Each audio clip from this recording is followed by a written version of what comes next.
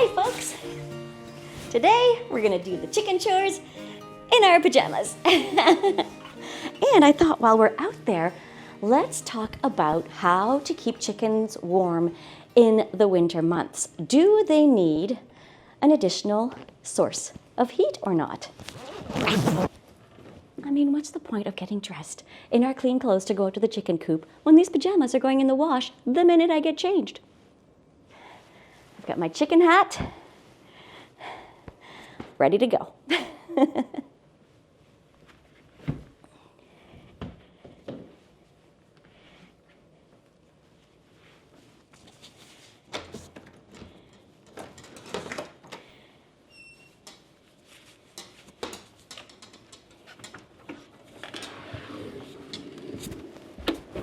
Mustn't forget the kitchen scraps.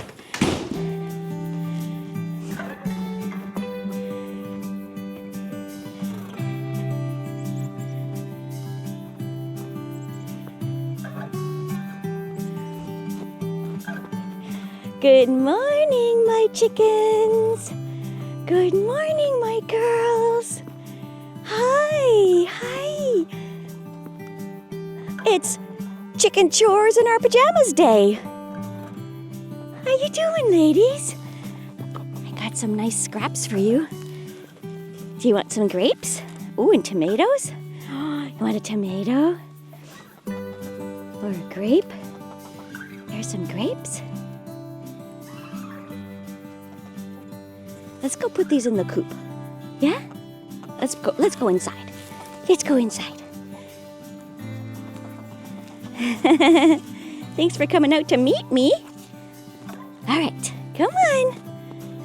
Come on, chickens. Come on, chickens.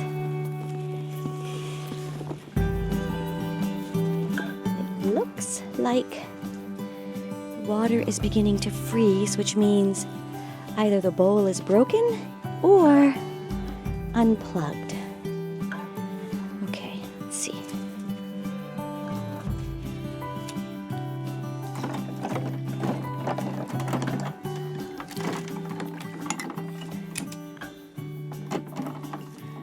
Let's take the ice out.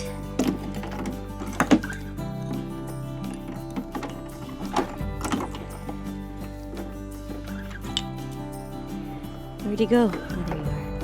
Hard to see with the blue bottom. Yeah, got it. Okay. Oh, my hand did get a little wet. Okay.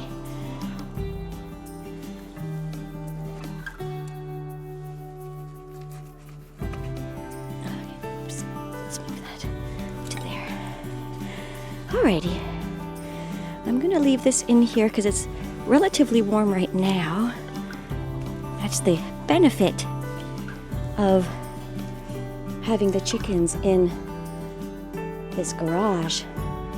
How we doing for feed, ladies? We've got lots of food. Let's check for eggs. Now, there's a bit of water in the bottom of my bowl, and I don't want to get the eggs wet because we leave our eggs on the counter. And the minute they get wet, the bloom is compromised and they need to be refrigerated. So I'm going to put some fresh wood chips on the bottom to keep the eggs dry.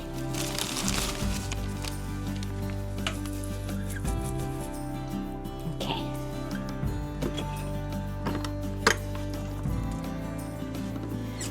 Oh, look at that. 2 days means 3 eggs only.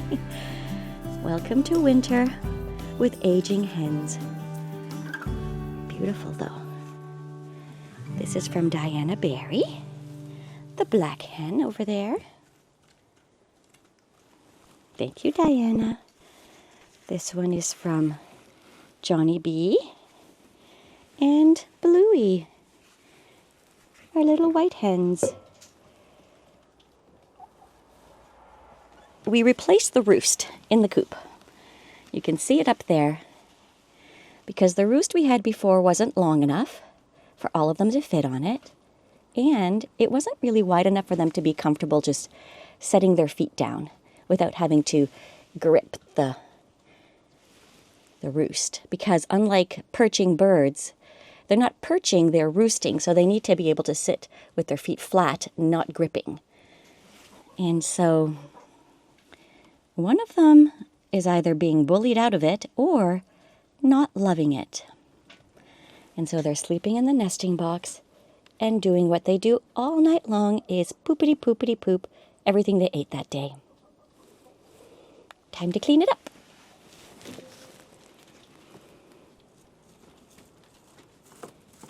Now we're doing the deep litter bedding method, which is where you do not clean the chicken coop out over the winter months to allow it to provide its own source of heat by composting.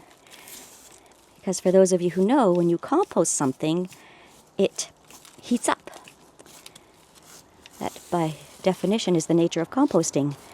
So, but when they poop in the nesting box, I like to remove whatever I can. And the way you create the deep litter method is by freshening up the coop, by covering up the poop with bedding, clean bedding. In this case, pine shavings.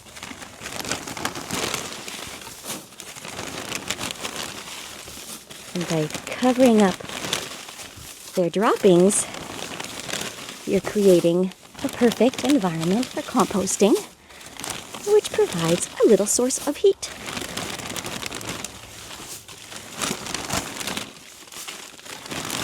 It's like a compost lasagna. Poop, clean shavings. Poop, clean shavings. Poop, clean shavings. That's going to go on until springtime, and the composting process will keep the temperature a little more comfortable in there for them overnight. Nice and clean.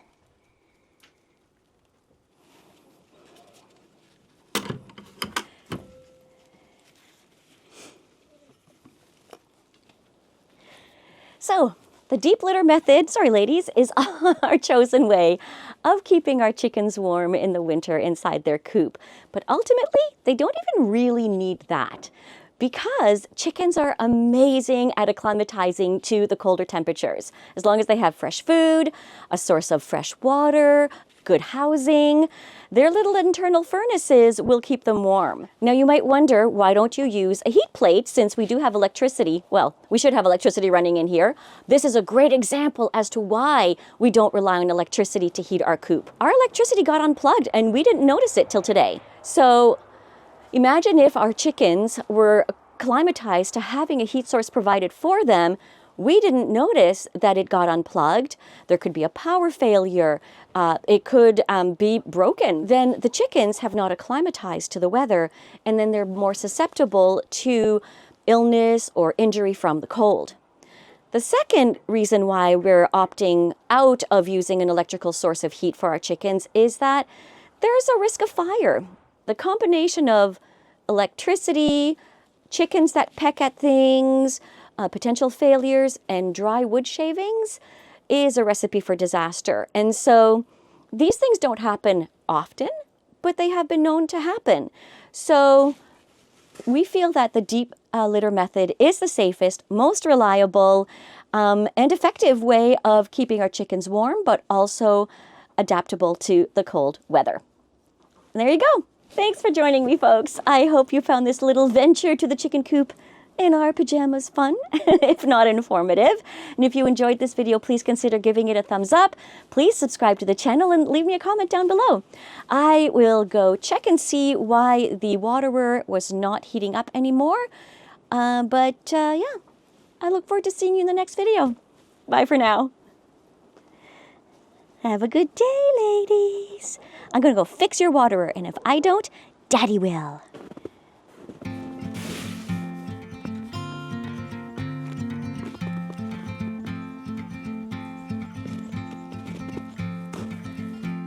There's the cable. It's plugged in inside. But when our neighbor came to plow our driveway after the most recent snowstorm, don't think he saw the cable, and we weren't quick enough to get out here, and it got plowed in with the snow. And so it's either snapped in that frozen snowbank, or it pulled on it and unplugged it. Let's go see if it's still plugged into the wall.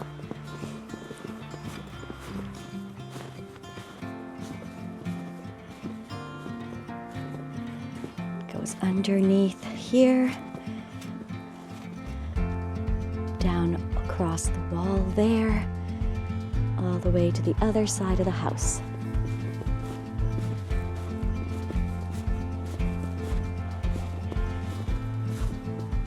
Uh-oh.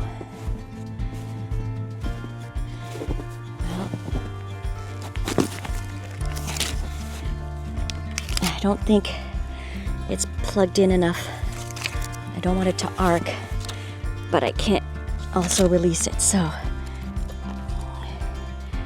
gonna have to unplug it and see about plugging it in some other way.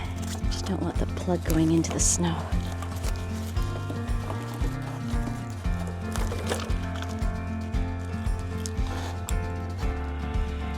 Okay.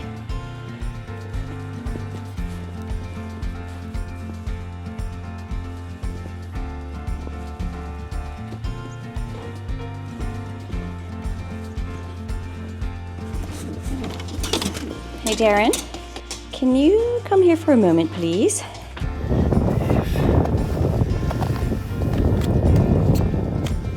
Alright, so it appears to be correct.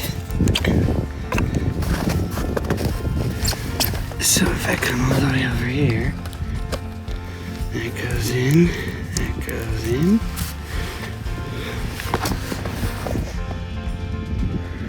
Alright. Okay, so take the orange line away from where he plows. Alright. And plug it in up here to this yellow line. And then this yellow line up and in the back so we see it and know that it's there, and we should see. I like the one when I plug this in. Let's see, can I get this to plug in? Okay, so I could test the line, or I could walk over here.